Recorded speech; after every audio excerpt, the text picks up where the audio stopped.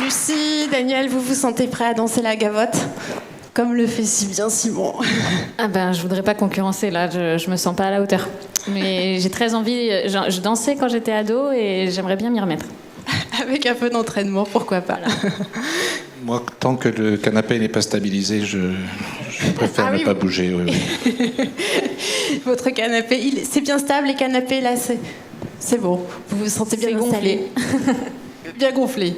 Très bien. Prêt pour repartir? Alors, pour continuer sur cette émission et la suite, je pense que c'est Olivier Rollinger qui devait être disponible pour la suite. Bah, Olivier, installez-vous. Allez-y. Voilà. On n'attendait plus que vous, en fait. Donc, Olivier Rollinger, je vous laisse vous présenter. Je crois que vous avez été chef cuisinier. Oui, bonjour à toutes et à tous. Avant tout, je suis simplement cuisinier à Cancale, oui. Oui. C'est ça ma vie. Jusqu'ici, alors maintenant, elle est un peu partagée avec Bretagne Ma Vie, mais... Voilà, avec Bretagne Ma Vie, vous avez aussi créé la marque Épices Rollinger. Alors, cuisine, épices, gastronomie, tout ça, ça rime avec le tourisme. Vous êtes là pour parler du tourisme. Alors, comment se porte le tourisme en Bretagne, selon vous ? Eh bien, le tourisme va à la fois bien et mal, puisque c'est un petit peu comme l'agriculture intensive. À partir du moment où on a trop de touristes, c'est épouvantable, et que lorsqu'on n'en a pas du tout, c'est épouvantable également. Donc il y a bien une notion d'équilibre et d'harmonie qu'il faut remettre en place entre le littoral, c'est-à-dire la mer, et puis l'intérieur. C'est une réalité. D'autre part, le potentiel est énorme, évidemment, en Bretagne. Mais qu'est-ce qu'un pays touristique ? C'est un pays d'abord où il fait bon vivre, mais avant tout pour les femmes et les hommes qui y vivent, toute l'année. Et il y fait tellement bon vivre que beaucoup de gens du monde entier veulent y venir.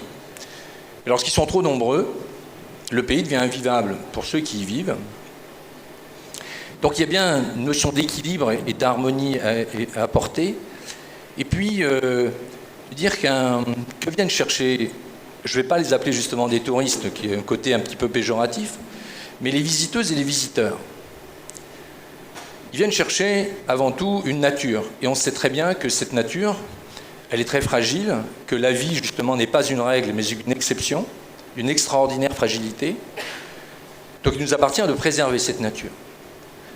Deuxième chose, ils viennent chercher une culture. C'est un peuple, c'est une culture, il y a quelque chose de très fort dans notre pays.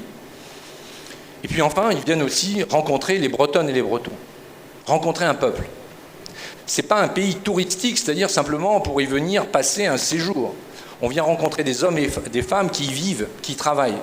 Je pense aux paysans, je pense aux pêcheurs, je pense aux artisans, je pense aux commerçants, je pense aux entrepreneurs, je pense à toute cette communauté bretonne qui vit sur cette presqu'île extraordinaire, sur cette armorique. Et les atouts sont nombreux, bien évidemment, mais très fragiles, parce que c'est avant tout du charme. Et le charme, là aussi, c'est très fragile. Terre d'hospitalité, terre ouverte sur le monde, nous continuerons évidemment à accueillir mieux que jamais le monde entier. Mais il nous appartient de réguler, il nous appartient de sauvegarder nos atouts qui sont dans cette fragilité. Et puis, puisque moi, en tant que cuisinier, on dit le patrimoine culinaire de la Bretagne, dans son histoire, est assez pauvre par rapport à une région comme la Bourgogne, comme même la Nouvelle-Aquitaine ou l'Alsace. Mais par contre, notre avenir gastronomique, il est très fort.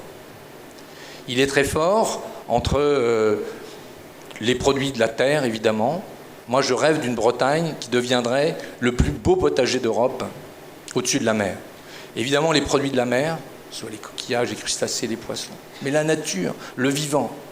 Et c'est bien ce que ces personnes, ces visiteuses et ces visiteurs viennent découvrir dans notre pays. Alors, il nous appartient à la région d'écrire ce que pourrait être notre communication. Parce que quelles personnes souhaitons-nous accueillir dans notre village, dans notre jardin peut-être, dans notre maison ? Quelles personnes souhaitons-nous accueillir ? Des personnes sensibles, qui sont à la recherche justement d'un environnement naturel préservé, de trouver des gens qui sont en pleine activité, vivants et heureux d'être sur une terre. Et il nous appartient de faire partager ce bonheur de vivre sur cette terre bretonne. C'est un véritable programme politique avec un grand P que de vouloir faire de son pays le pays le plus attractif, mais également le plus préservé d'Europe et pourquoi pas une des plus belles régions du monde. Nous le savons, nous, Bretonnes et Bretons, mais il nous appartient de distiller. Et il ne faudrait surtout pas que nous ayons un littoral submergé, surpeuplé, et un centre-Bretagne vide. Donc, je parlais dans le début de nos propos de notions d'équilibre et d'harmonie, donc l'équilibre entre la mer et les bois, l'Argoat et l'Armor, mais équilibre également entre les personnes. Il ne doit pas être un pays qui soit dédié à l'agriculture intensive dans son intérieur et dédié au tourisme. Et enfin, cette passerelle qui doit exister entre toutes les activités pour retrouver un vrai maillage, une véritable attractivité. Il n'y a pas de frontières. Le monde des agriculteurs, le monde des pêcheurs, le monde de la culture, c'est évidemment vivre au quotidien, mais c'est aussi présenter cette offre d'altérité à des personnes qui viennent d'ailleurs et qui veulent découvrir un ailleurs. Et cet ailleurs, c'est bien nous. Alors du beau, effectivement, partout en Bretagne, et du bon pour tous en Bretagne, c'est ce que nous souhaitons dans cette campagne touristique. Et pour terminer, je vais me tourner vers Daniel Couef. Alors, comment promouvoir ce centre Bretagne dont a parlé Olivier tout à l'heure ? J'ai beaucoup de mal à parler après Olivier Rollinger parce qu'il a une parole poétique, il a une parole d'imaginaire. Et je pense qu'on fait de la fraternité si on met des perspectives ailleurs, des perspectives qui rassemblent. Avez-vous un mot qui a été prononcé par Olivier auquel personne n'adhère? Tout le monde adhère à ça. Donc c'est une sorte d'ambition.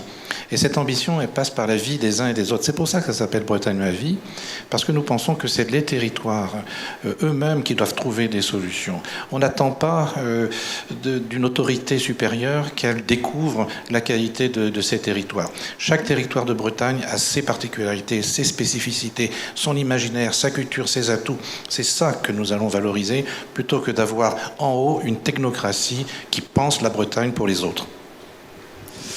Merci sur ce mot.